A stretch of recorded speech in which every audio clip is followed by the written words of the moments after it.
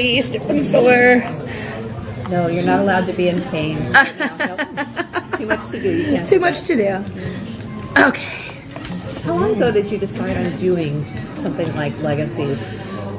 So, conceptually, I've wanted to do this kind of show pretty much since the start of my writing career, and I pitched a version of it back in like 2008 that went nowhere. So, and luckily for me, I ended up with the Vampire Diaries about a minute later, so that launched this whole world. But in terms of when I really felt like I could make it a series in this franchise was when we decided to do an age jump to make Hope 7 and 8 years old and 10 years old and not a baby in the middle of the originals. And then all of a sudden I saw a path to be able to create a really strong, unique ingenue and that I could put her into the world that I've always wanted to build. And we were still doing Vampire Diaries at the time, and I'd always wanted Alaric to kind of be the headmaster of that school. And so I thought, well, you know what? Now he has daughters, and they're witches, and they're trouble. And so what if Alaric and Caroline together could find a place and build a place for these kids? And then eventually we could, have a show. It could have a show of its own. What is the most exciting thing about go from vampires to, in some ways you have like 3 different shows, but at the same time it's all from the same universe. Yeah, it's funny because usually you start with the young ones and then you age them up, and I aged up and then went backwards to go back to the teenagers. I think that is the fun of it. I mean, the originals is a show about a family dynasty over a millennia, and to be able to say, well, this is the next generation of that family is so cool. And then Mystic Falls has had centuries of vampire history, and now to say, well, we've got the new generation coming back into this town that has basically had its history rewritten, so they don't even know what that town has been through. It's so fun. I'm really enjoying it. So is some of that vampire history going to come back into Legacies? Like if you watch the Vampire Diaries, you're going to see all these like Easter eggs. There's definitely going to be a lot of Easter eggs in Mystic Falls specifically. Little hints and references to the past characters, past mythology, and that kind of thing. We're having a lot of fun with it, so it's like if you haven't watched the show, you wouldn't even notice what you're doing, but if you have, you can kind of get a little bit of a wink and a nod out of it. Will Klaus have any role in this Legacies world? Klaus will have the role that he's meant to have with his daughter. Like he obviously isn't with her because she's at a boarding school, so we'll have to see what kind of parenting that means when we get there. And we've only seen Hope through the scope of being with her family and being supported by her family. Like, how will her support system change when she's at the school? Because this is going to be more high school, more focused on her. How is it going to change?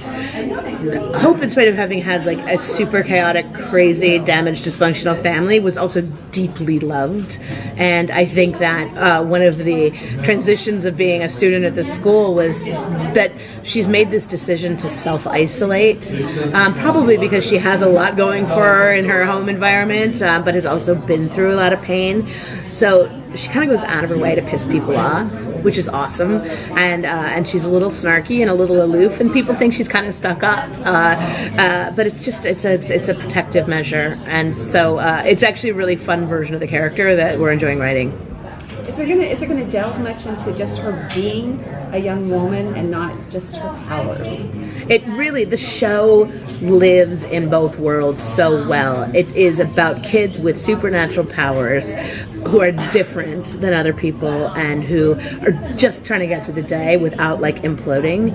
But with that comes all the great roots of romance and best friends and school and like the fights you have with your frenemies and trying to deal and navigate relationships with your parents and with the local kids who, of course, like go out of their way to torment and provoke our kids into some kind of conflict.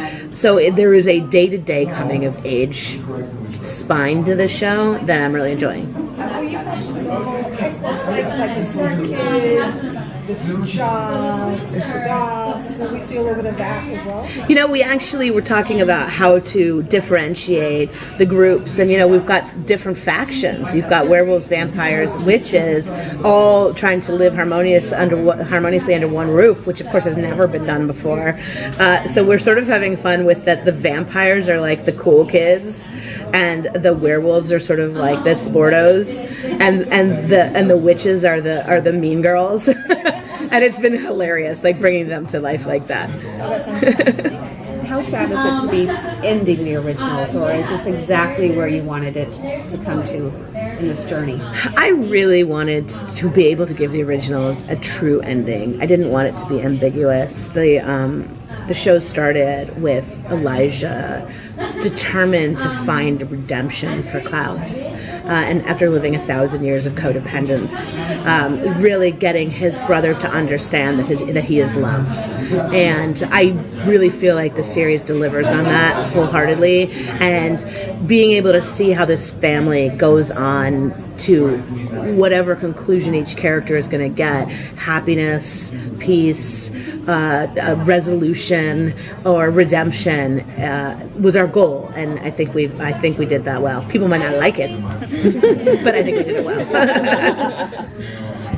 In the original Vampire Diaries, we've always been emotionally devastated. Like it's fun, it's campy sometimes, but yes, there are emotionally devastating moments.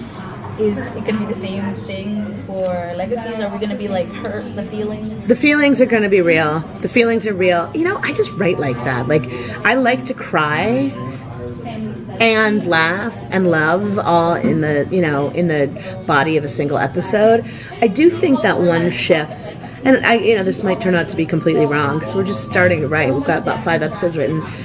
Is in the beginning of Vampire Diaries, Kevin felt very strongly that no one could be safe, that like anybody could die at any point, and characters were often created in order to be killed. And I feel like that was a really bold and exciting and thrilling and novel way to do television storytelling back then that everybody has sort of adopted over the years. And so it's like no character anywhere is safe anymore. So I'm going to have fun with trying to figure out how to keep my characters alive for a little while. There's no conflict in happiness, though, so you gotta find ways to shake it up. If you could define the tone, basically, of Legacies, what would you say it is? You know, I think it's heightened honesty. It's real world with sort of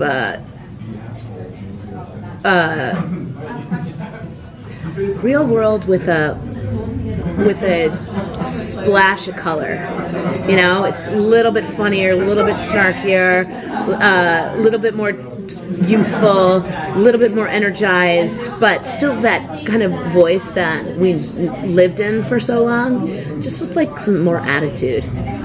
Yeah, like fun. Yeah, it is. I honestly, like, and it's funny talking about it because we literally only have like, I'm rewriting 4 right now, so we're finding it as we go as well, and finding what works. We'll start to really understand with the actors what they're good at, what they're not good at.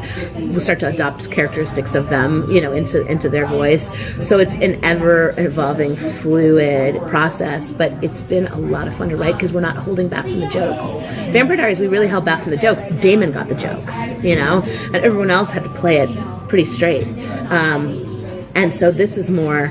Everyone's got a little bit of that extra sass in their step, which I really like. Yeah. Last question. I was going to ask, this is a coming-of-age story, young woman. How has everything that's been happening in 2018, the Me Too movement, how has that affected how you write her journey? Like, that has affected everything. In a good way. I mean, in a hard way, because I talked about it at the panel and I made a joke about it, but it's really true. Like, one of the very first decisions that we made with this show is that the vampires at the boarding school would actually be teenagers and not 100-year-old vampires. I think that with Bill and Sookie and Edward and Bella and then Stefan and Damon and Elena a decade ago, there was something sort of gothic and romantic and awesome about this like old, like eternally youthful guy chasing after this young, pure, like if not the virgin, at least the tonal version. And that's just like a completely antiquated dynamic now, I think, in this day and age. I think that women don't need to be pursued in that way. I don't think they need to be the sort of victims in that way. I don't think they need to be the pedestal dainty ingenues while the big bad boy comes in and sweeps them off their feet. I think that they can carry the weight of their own strength and their own fierce power and not need to be the object of anyone's desire. Like Hope's so powerful. She Yeah. doesn't need. Yeah, and so it's like our vampire right now, this kid MG, is hilarious because he's kind of a nerd, but like he's so cool and so energized and awesome. But he loves Lizzie Saltzman with all his heart, and she's just like not having it. And that's the vampire of our show right now. Of course, we'll open that world up and get more broody, sexy Paul Wesley types. But that's the difference, the singular difference. Thank you. Thank you.